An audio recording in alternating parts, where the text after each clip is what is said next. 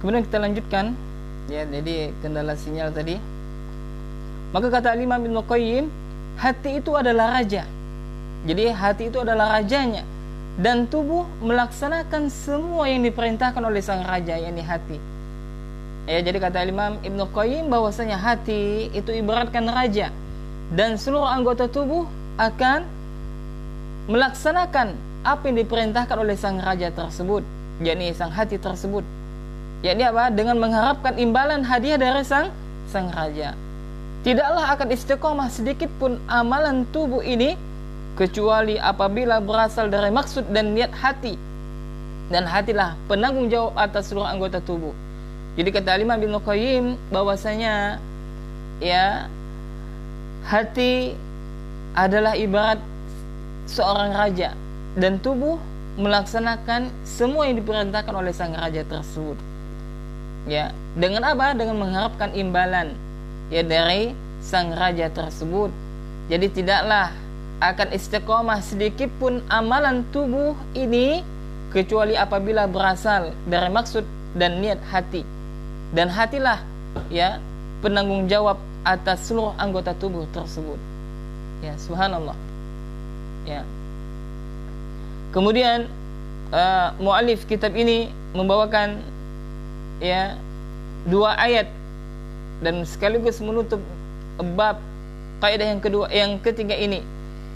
Yani Allah Subhanahu wa taala berfirman, "Yauma la yanfa'u malun wala banun illa man atallaha biqalbin salim." Dan di mana satu hari tidaklah bermanfaat harta dan anak-anak, melainkan, ya, orang yang datang kepada Allah dengan hati yang salim, hati yang selamat. Ya, jadi Allah menyebutkan dalam Al-Quran surah As-Surah ayat 88 sampai 89, yang mana pada satu hari kelak, yakni pada yaumul qiyamah, ya, tidaklah bermanfaat harta sedikit pun. Demikian juga tidaklah bermanfaat, ya, seseorang yang memiliki anak yang banyak, ya, kecuali mereka yang datang kepada Allah dengan hati yang salim, ya, hati yang selamat. Selamat dari apa? yakni dari menyekutukan Allah Subhanahu wa taala. Hati yang senantiasa istiqamah dalam tauhid, mentauhidkan Allah Subhanahu wa taala. Ya, ini adalah satu hal yang harus kita senantiasa untuk menjaga hati kita, supaya hati kita tersebut, ya, bisa istiqamah dalam ketaatan. Wa kana min du'ai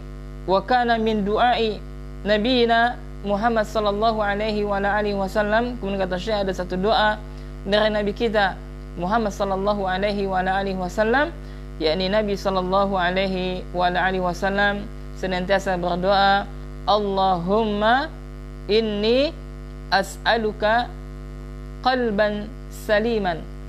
Yakni Nabi sallallahu alaihi wa alihi wasallam senantiasa berdoa, Allahumma inni as'aluka qalban saliman. Ya Allah, sesungguhnya aku minta kepadamu hati yang selamat.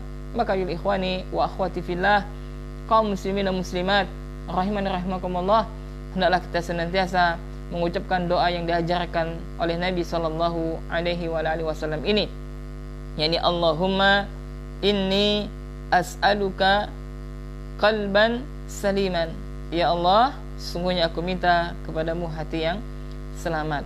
Nah, kaum muslimin dan muslimat rahimani rahimakumullah, jadi kesimpulan kita pada kaidah yang ketiga ini adalah seseorang itu tidaklah dikatakan istiqomah sampai hatinya istiqomah, ya, dalam ketaatan kepada Allah Subhanahu wa taala. Dan hendaklah kita, ya, selalu memperhatikan hati kita. Hendaklah kita senantiasa muhasabah diri kita, ya, karena, ya, kebanyakan manusia itu senantiasa memperhatikan yang zahir, yang secara tampak. Adapun yang tidak tampak, ya, banyak terlewatkan. Ya, maka kalaulah seandainya jasad kita itu sakit, ya, maka, ya, tidak akan bisa memberikan mudarat bagi akhirat kita. Ya, akan tetapi apabila hati kita sakit, maka itu akan bisa memberikan mudarat baik ketika kita di dunia, apalagi di akhirat nanti. Oleh karena itu, ya ikhwani wa akhwati fillah, rahiman rahimakumullah, hendaklah kita senantiasa menata hati kita, hendaklah kita senantiasa untuk mensucikan hati kita, hendaklah kita senantiasa berdoa kepada Allah dengan doa yang diajarkan oleh Nabi sallallahu alaihi wasallam, sebagaimana dinukilkan oleh Syekh ya mu'alif risalah ini, yakni Nabi senantiasa membaca doa, Allahumma inni as'aluka qalban salima. Ya Allah, sesungguhnya aku minta kepadamu hati yang selamat. Ya, karena apabila hati seseorang itu akan selamat, apabila hati seseorang itu akan baik, apabila hati seseorang itu akan bersih, ya maka dia adalah orang yang paling bahagia dalam menjalankan kehidupan dunia ini.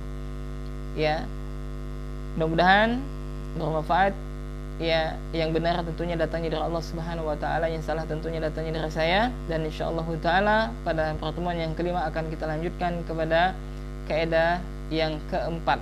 Ya, mudah-mudahan ya apa yang kami sampaikan bermanfaat dan bisa difahami dengan baik dan benar.